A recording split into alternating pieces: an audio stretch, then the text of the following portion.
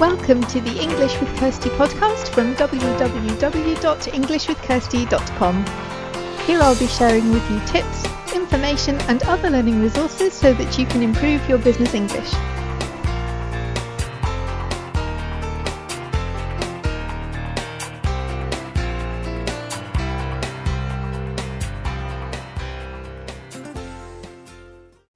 Hi everyone, and welcome back to English with Kirsty. Today I want to tell you about something that happened last week because I think it's probably relevant to many of us who are using our additional languages, maybe not all the time, not as part of our day-to-day jobs, but something that we do sometimes, and how it feels to be a participant rather than a trainer. I thought that was really important for me. So I signed up for a workshop in German with Marta. Actually, she's been on the podcast a couple of times, so you may remember her from the podcast. And if you are a German speaker, I'll add her link to the show notes page so that you can check out what else she's doing. Her workshops are in German and they're aimed at freelancers, translators. Well, they let me in so you don't have to be a translator. But it's really people who are freelancers, work for themselves, and there are topics like this one was about planning and organizing and what we want to achieve in 2025. So I won't really share about the content of the workshop because that's not relevant to the podcast, because it's personal to each business owner who got involved in the workshop. You know, we take away ideas of things that we want to implement, and we had discussions that are really for the people that were there. But the reason that I'm talking about it here is to share some of the things that I observed about myself and my behavior as somebody who was working in one of their additional languages. Some of them are good, some of them not so much. They're things that I can work on. But I think it's really important that we keep learning and growing, and that I'm not just a language trainer, I'm also somebody who wants to develop her own skills in her additional languages.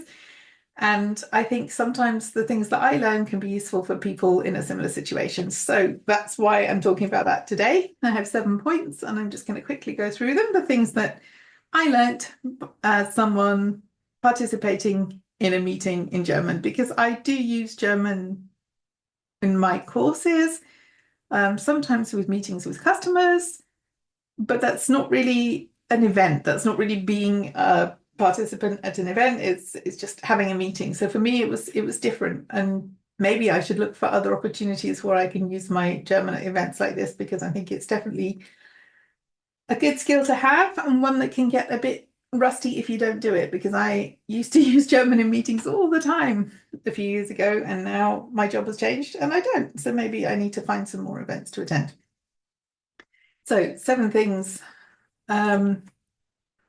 The first thing is that I usually am really present and I listen, and I'm really curious about what other people have to say. And I was too, but at the beginning, my mind started to wander like, oh, it's my turn. So what will I say? What part is more important? How shall I share?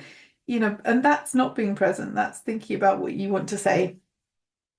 And I know some people generally don't listen ever in any language. I'm not talking about that. I'm talking about those of us that do usually pay attention. And sometimes maybe it's through nerves, maybe it's through being in a new situation, we start thinking about what our contribution should be or how we want to make our point. And I think that can happen more when you're working in an additional language, because the thoughts don't form as quickly. I think that happens with me less in German than it did when I was attending meetings in Romanian.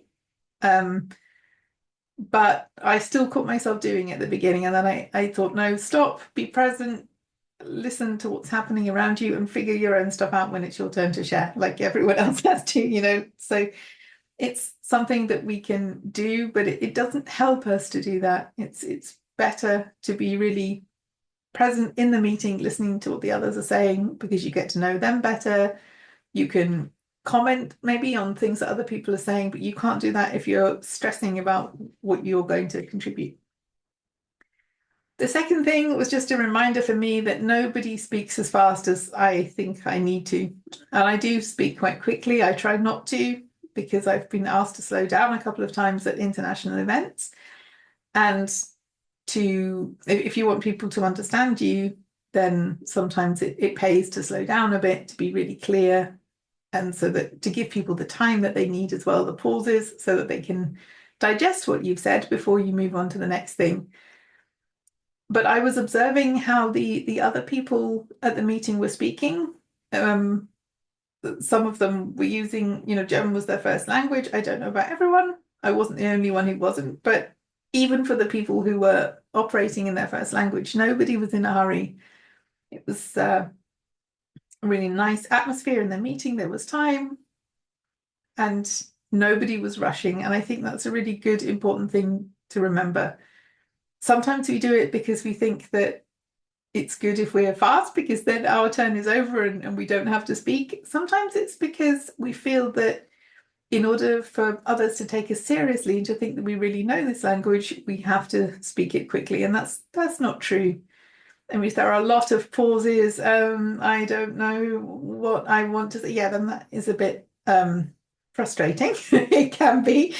But lots of people take their time with speaking, and it's good to do that, to be clear.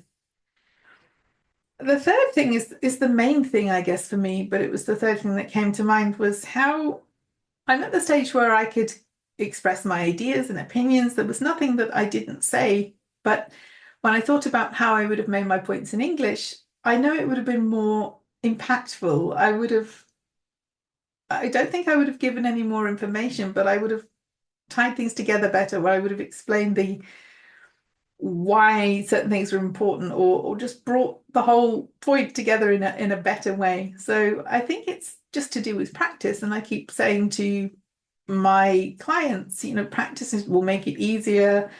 And it's true. And I'm out of practice. So whilst I was happy with what I shared, everything was true, everything was what I wanted to say, and I don't think I left anything out.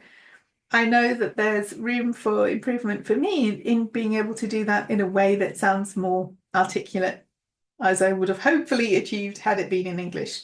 I'm really glad it wasn't in English, but that shows me that I can still maybe find some other things to attend or find some other reasons to be using German in a business context in a more regular way, because I think it shows.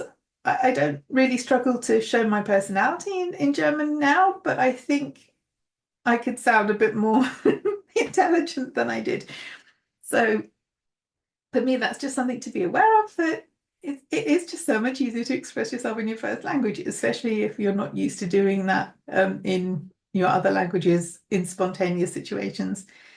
And that is why I have the opportunities that I do for my customers, for coming to the club or attending the course, speaking English speaking skills for freelance translators course, or the mentoring, or the other things that I have, because I know that this is important. And I was reminded myself that it was important last week.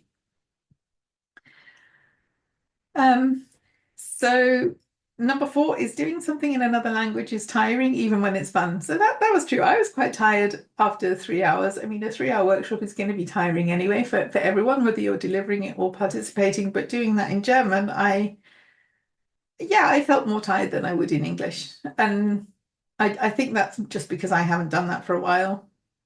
So I'm not saying that always using an additional language is extra tiring, but I think it's, especially if you haven't done it for a while, it's tiring.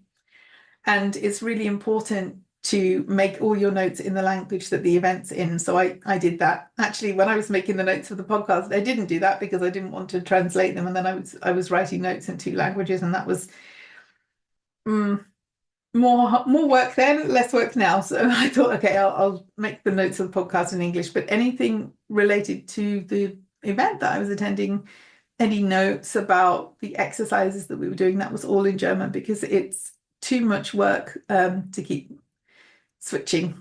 And also, if you want to share something afterwards, you have to work really fast and translate from your notes, which takes more effort when the spotlight's on you. So that's not a great thing to do. So always keep to the language that the event's in if you want to make your life easier, because then you're thinking in that language as well. Number 5 is it can be a distraction, like checking for the perfect words or the perfect phrase. I didn't have I didn't use my dictionary. I think I used it once towards the end because I wanted to check something, but I intentionally didn't have access to it because I thought, no, you figure out what you can say with what you have. Would I have done that in Romanian? I don't know, but generally I did because I thought I've got enough words, enough knowledge in German. Yeah, and also don't be too ashamed to ask because I'm sure anybody there would have helped me if I'd been searching for a word. I wasn't. But it's okay to ask if there are other speakers of the language that you're speaking. Not sure, but try to do what you can with what you have, and you'll be surprised often that you do actually know more than you think. Number six, one of the most positive ones is that doing things in another language can give you another perspective. When you're really thinking in the other language and thinking about how you would express your ideas, sometimes words will come and or ideas will come and you think, yeah, I don't know how I'd express it in English without thinking about it. But it's giving you access to, for me, it's like another part of who I am, like all the Kirsties who speak different languages. And sometimes you can get real insights if you do this exercise whereby you're planning, for example, in another language or thinking about a problem and what the solution could be. Sometimes I do that just to give myself a bit of distance or to give myself a bit of perspective. It can really help in the whole creativity or problem solving areas to just try it in one of your other languages. And you might be surprised that you get inspiration or ideas that you maybe wouldn't have got otherwise. And number seven is about networking. So we don't always see it this way, but any kind of training or event that isn't a networking event also has the potential to be a networking event. So for me, it was a really nice opportunity to meet German speakers and other people in the language industry and people it's easy nowadays because we have LinkedIn, you can connect with people and stay in touch with people. But I think sometimes that's an opportunity missed, that we don't always see training as an opportunity for networking and meeting new people as well. So yeah, maybe nobody wants to keep in touch with anybody, but most of the time nowadays, people are willing to share their LinkedIn links and to continue the conversation. So I think that's a really nice thing to do with training events anyway, but especially if you would like some more people in your network who speak your additional languages or would like to get their perspectives on things moving forward, then it's also good to do that follow-up to stay in touch or maybe to send people a LinkedIn invitation so that you can stay in touch with them. So there are the seven things that I learned. Nothing really that was new to me, or maybe apart from that the speaking rate was something I haven't thought about for a while. And I wanted to see how I would perform as somebody who hadn't really used German in this context before. I remember we had I can't even remember who organized it, but there was an event where you were put into pairs and we spoke with someone else. This was a long time ago, to answer questions related to our businesses and to discuss different topics. But that was a one-to-one thing, and that was a bit less pressure than being in a group with other people. Although I wouldn't say that what I did was a pressured environment. It was very, very nice, very friendly. But I think sometimes it's good for us if we want to do more in terms of speaking our additional languages, not just using them. It's good to find some situations where we can go, some events to attend where we know it will be a nice atmosphere, where we'll hopefully learn something as well. But we also have the opportunity to put our speaking skills to the, well, not to the test, because that sounds like you pass or fail, but to practice them and to develop them. So if you are looking to do that for your English, I have a number of events and courses and things going on. So it's always good to, if you want to know what they are, check my LinkedIn newsletter, because I have a list that I publish at the beginning of every month. You can also sign up for my website's newsletter, which has a bit more in it in terms of the podcast events. And I've just reorganized my website again. So a lot of the information is the same, but the homepage is different now to make it clear what the different events are that I have, what's the difference between them and who they're for, and hopefully now this new structure on englishwithkirsty.com will be easier for people to find what they're looking for. That was what I decided to do last week, and it's done. So I hope everyone has a good week. We will soon be starting a new series on the podcast to celebrate the 10 years of English with Kirsty. I have some ideas about that and some people who are going to help me, and it's going to be really interesting, I'm sure. So there's that to look forward to, and I've got some other guests who have agreed to come on the podcast as well, to talk about other topics. So I have lots of plans for the podcast this year, and yeah, I hope everyone has a good week, and I'll be back again soon with next week's episode is another guest. So look forward to that. Have a good week and have fun with your language skills.